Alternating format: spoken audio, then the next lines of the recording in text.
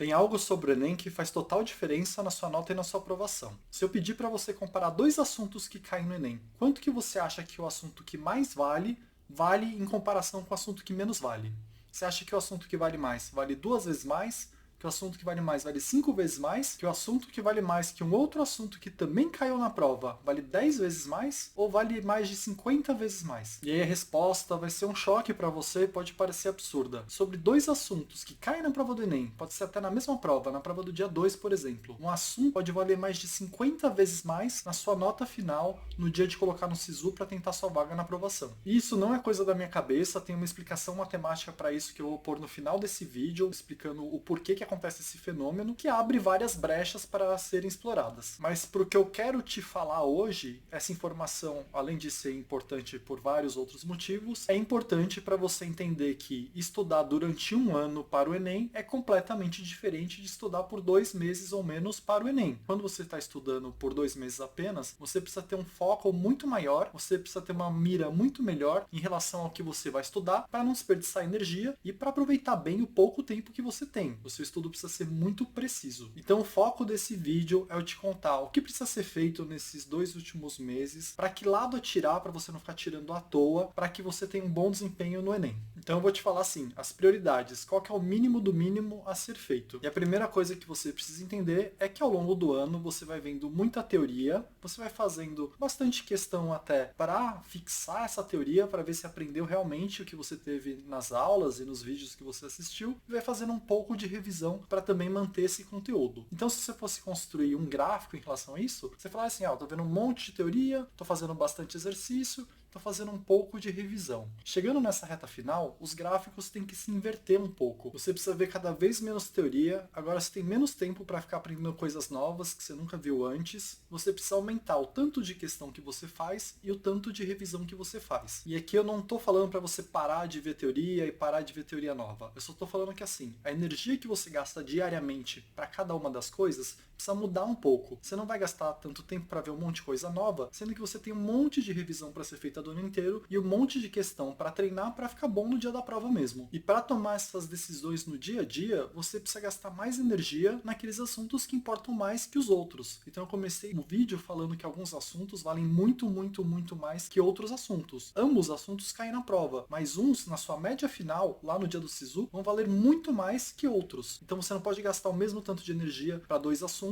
sendo que um assunto vale até 50 vezes mais que o outro. Então quando você vai pensar em o que tem que ser feito, eu tô te falando assim, você tem que fazer mais questão e mais revisão, não apenas teoria. E quando você pensa em sobre o que eu vou fazer cada uma dessas coisas, sobre quais tópicos e quais matérias, aí você precisa ter uma noção melhor de o que vale mais e o que vale menos. Para saber o que vale mais e o que vale menos, tem um cálculo que você pode fazer, que é o que eu vou deixar para o final desse vídeo, mas em linhas gerais, você precisa ter uma noção básica dos pesos das faculdades e cursos que você quer, que isso muda muito o valor por matéria, e você tem que ter uma noção do ranking de tópicos que caem com maior frequência ou menor frequência no Enem. E para isso eu vou deixar na descrição um link para o meu vídeo de ranking, que diz exatamente para cada um dos assuntos o tanto que cai na prova. No caso, quem usa o meu cronograma, dá para ver por assunto o tanto de questão que teve nos últimos Enems, o que facilita também bastante essa priorização. Então isso já é um ótimo ponto de partida para você ver de quais tópicos e assuntos você vai fazer mais teoria,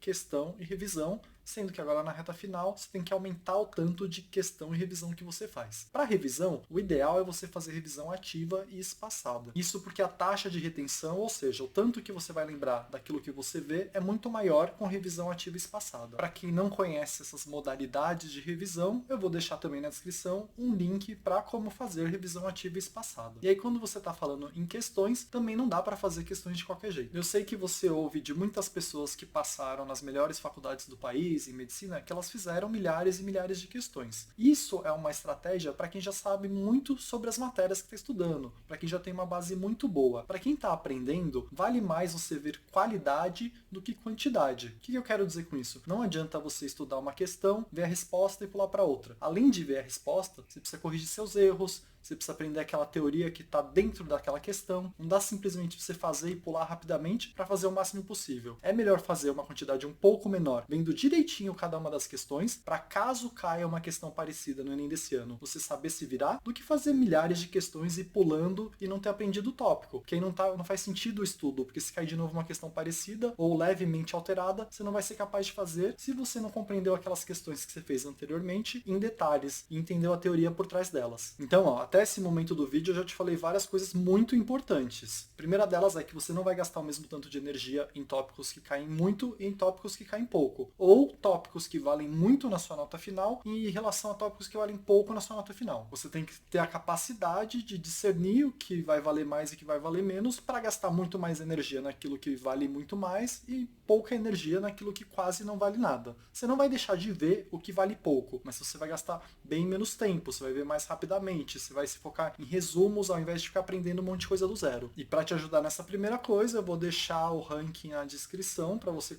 ver quais assuntos caem mais e caem menos, e você vai precisar checar os pesos de cada matéria na faculdade que você quer, além de no final desse vídeo eu mostrar como que calcula quanto que um assunto vale em relação a outro. E também já te falei que você tem que começar a fazer mais revisão, em especial revisão ativa e espaçada, porque isso vai te dar um rendimento bem melhor na prova e vai fazer com que você esqueça bem menos coisas até o dia do Enem. E para essa frente eu também vou deixar um link para te explicar o que é revisão ativa e espaçada. E também te falei sobre questões, que é importante que você faça as questões e entenda aquilo que você viu, para caso caia uma questão parecida, você consiga resolver no dia do Enem. Não adianta fazer o máximo de questão possível e ir pulando sem entender direitinho do que se trata aquela questão, porque se cair de novo no Enem, você não vai ser capaz de acertar. E mais uma coisa que é bem importante você fazer, que é uma prioridade agora até o final, é ficar bom em fazer a redação num tempo razoável. Não adianta você fazer uma redação em 2 horas no Enem, porque isso vai baixar muito a sua nota de linguagens e humanas. Você tem que começar a fazer mais de uma redação por semana, com o objetivo de melhorar seu tempo em redação especificamente. Eu diria que o máximo de 1 hora é um tempo razoável, para o resto do tempo você fazer com mais calma a prova de linguagens, que exige muita leitura, e fazer com calma também a prova de humanas. Quem treina bastante redação e faz mais de uma redação por semana, e já tem o costume de seguir um modelo próprio de redação para o Enem, consegue às vezes fazer a redação do Enem em 45 minutos. E aí você ganharia mais 15 minutos para o resto das matérias. Então essa seria uma quarta prioridade do que você precisa fazer nesses 2 meses, você não pode deixar de fazer. E aqui assim, eu estou falando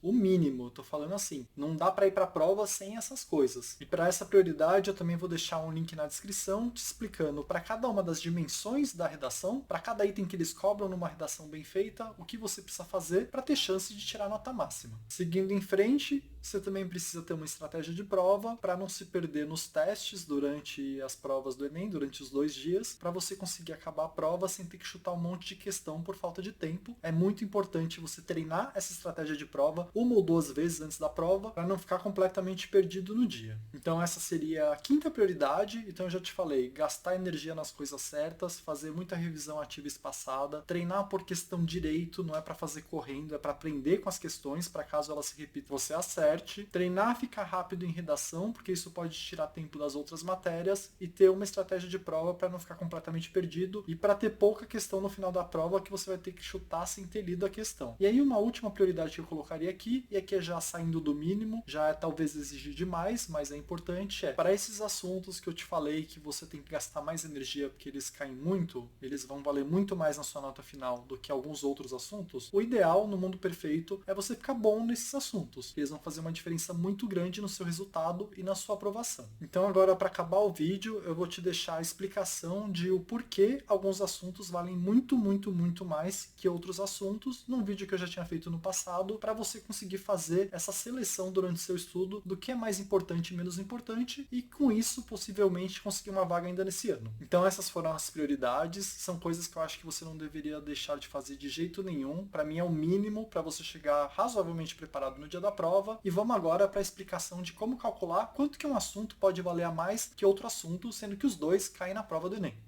Todo o sistema um pouco maior, um pouco mais complexo, acaba tendo meio que inerentemente alguma falha. E o Enem não é diferente disso. Você pode checar, por exemplo, no seu celular, no seu computador, vira e mexe vai ter uma atualização de segurança. Porque a coisa se torna tão grande, tão complexa, que você acaba deixando passar um probleminha ou outro. Acaba tendo um bug que as pessoas acabam explorando para tirar alguma vantagem. E a gente chama esses erros, essas falhas, de furos do sistema. E tem um monte de furo em todo lugar. Tem até um monte de filme que a tese central do filme se baseia nisso. Você vai ver algum filme de hackers, é basicamente isso. Gente procurando furos em sistemas computacionais para conseguir invadir esses sistemas, para conseguir tirar alguma vantagem. Tem o filme mais famoso, por exemplo, Matrix. Uma das teses do filme Matrix, da trilogia, é que para Matrix ser estável, você vai ter que ter um furo inerente a ela. E aí, se eu contar, vou estar contando o filme inteiro, mas é uma das teses do filme. Então, se você procurar o suficiente em um sistema maiorzinho, sempre vai ter um furo ou outro. Isso é válido para provas também. Uma prova do tamanho do Enem, que envolve milhões de pessoas, várias matérias, não é diferente disso. E aí, nesse vídeo, eu quero te contar uma dessas falhas do Enem. É um conhecimento extremamente poderoso, que pode te ajudar muito, mas se você usar do jeito errado, vai te atrapalhar. Então presta atenção para não usar do jeito errado que eu vou te falar. No Enem, tem um sistema perdido aí de magnificação. Tem duas coisas que acontecem juntas, que somadas dão um efeito muito maior do que elas deveriam dar. Então é um bug que na fusão de duas coisas que fazem para o Enem ser como é, gera não um problema, mas gera um furo que pode ser explorado, que a implicação desse furo é que alguns tópicos passam a valer muito, mas muito, mas muito mais que outros. Então eu fiz um cálculo básico que eu vou mostrar para você aqui de um tópico qualquer que passa a valer 75 vezes mais que um outro tópico, que a priori também é importante. E aí você só tem que tomar cuidado que para a maioria dos cursos, se um tópico vale 75 vezes mais que outro, o outro poderia ser desprezado. Mas você não pode simplesmente desprezar o menor, porque para cursos muito concorridos, cada pontinho te ajuda um pouquinho mais. E se por um acaso esse tópico menor for muito fácil no dia da prova, vai cair na questão do TRI que vai valorizar ele um pouquinho mais. Então não dá para você simplesmente descartar os tópicos que não valem quase nada. Você tem que usar o que eu vou te falar com parcimônia e ver quando é cabível ou não usar. Então deixa eu te explicar a primeira parte do bug, que depois quando eu juntar com a segunda parte, você vai ver a catástrofe que gera. Se você viu o meu vídeo de ranking, que é um vídeo extremamente importante, que sem dúvida é o vídeo mais importante do ano, que vai ajudar muita gente, você notou que o ranking de todas as matérias tem um formato muito parecido. Ele é sempre um triângulo, como se fosse uma pirâmide invertida, que alguns tópicos caem muito e alguns tópicos caem muito pouco. E para o Enem, todos os gráficos são idênticos. Todos são nesse formato, e um gráfico nesse formato tem consequências meio importantes. Se você pegar um tópico na parte de cima do gráfico, você vai ver que ele cai muitas vezes mais que um tópico na parte de baixo. Então, por exemplo, você vai aqui para o ranking de matemática e pega o segundo item, bloco estatística básica, que é média, mediana e moda, basicamente. Ele caiu 50 vezes nos últimos 11 Enems. Aí você vai para o ranking de física e pega um item lá de baixo, hidrostática, que é um tema importante, mas só caiu 2 vezes nos últimos Enems. O tópico estatística básica caiu 50 vezes, o tópico hidrostática 2 vezes. Caiu 25 vezes mais, estatística básica. Os dois tópicos você precisa de cerca de 3 horas para estudar direitinho, mas um caiu 25 vezes mais que outro. Então essa é a primeira parte do bug. Olha como é diferente. Você está gastando o mesmo tempo para estudar dois tópicos, mas um cai 25 vezes mais que o outro. Vamos para a segunda parte. Essa segunda parte tem a ver mais com as faculdades do que com o Enem, mas a fusão das duas partes é que dá o problema maior. Cada faculdade quer priorizar o tipo de aluno de um jeito diferente. Então, por exemplo, na USP, cada curso tem um peso diferente que vai dar para cada matéria para ver quais alunos vão passar naquele curso. Então, se você pegar, por exemplo, marketing na USP, você vai ver que matemática tem peso 3, física tem peso 1. Para checar o peso, você precisa procurar no Google o termo de adesão de cada faculdade. Você coloca lá no Google, termo de adesão, o nome da faculdade e escreve SISU. E aí vai aparecer um monte de termo de adesão. Dentro do termo de adesão você consegue encontrar o peso para cada área do conhecimento. Então eu fui lá, procurei para a USP, marketing, a gente tem o peso em matemática 3 e o peso em física 1. O que quer dizer que a sua nota em matemática vale 3 vezes mais que a sua nota em física. O que quer dizer que cada questão de matemática vale 3 vezes mais que cada questão de física. Eu te falei na primeira parte do bug que alguns blocos caem muito mais que outros blocos. Então a gente pegou o bloco estatística básica de matemática, que cai 25 vezes mais que o bloco hidrostática de física. E se você for prestar marketing na USP, você vai pegar esses 25 e multiplicar por 3.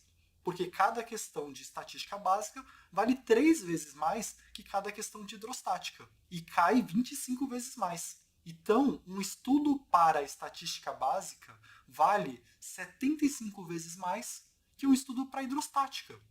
E você, no seu dia a dia, gasta o mesmo tempo para estudar estatística básica e estudar hidrostática. Você faz o mesmo número de questões de estatística básica e hidrostática. E, racionalmente falando, isso não faz o menor sentido. Por que você gastaria o mesmo tempo em algo que cai 75 vezes menos? E, além disso, você pode, com essa junção dessas duas partes, que causa essa magnificação, e um tópico passa a valer muito mais que outro, você pode direcionar o seu estudo para investir mais no que vale muito mais. E aí, como você faz isso? Você vai atrás dos pesos de cada área do conhecimento na faculdade que você quer, faz uma tabela lá. Para cada faculdade você tem que saber. E vai atrás dos rankings para ver quais tópicos valem muito mais que os outros. Juntando essas duas informações, você vai ver que alguns tópicos não valem quase nada. E alguns tópicos valem muito, a ponto de você não poder de jeito nenhum chegar na prova sem dominar eles. E eu já te falei que eu sou contra abandonar totalmente o outro tópico. Mas investe menos tempo, faz menos questão, faz menos revisão. E no outro tópico você faz assim, no dia de atraso você faz ele de novo, você faz mais questão, você faz mais vezes revisão. Você consegue direcionar seu estudo e se focar no que realmente vale. E aí, para ver os pesos, você vai no Google e digita o nome da faculdade, termo de adesão SISU e você procura os pesos para cada curso. Para pegar o ranking, você vai no meu outro vídeo, você consegue tirar print screen e ver o ranking de todas as áreas do conhecimento, de todas as matérias. Eu vou deixar o link aqui para você. Se você quiser pegar o material do ranking, aí você vira membro Lumber Plus, você vai ter acesso ao Drive com todo o meu material, mas você pode simplesmente ir no vídeo que eu vou deixar aqui e ficar tirando foto por conta própria. Então por hoje é isso, usa com cautela esse conhecimento que eu acabei de te passar, não é para abandonar um tópico, é só para priorizar melhor, e obrigado!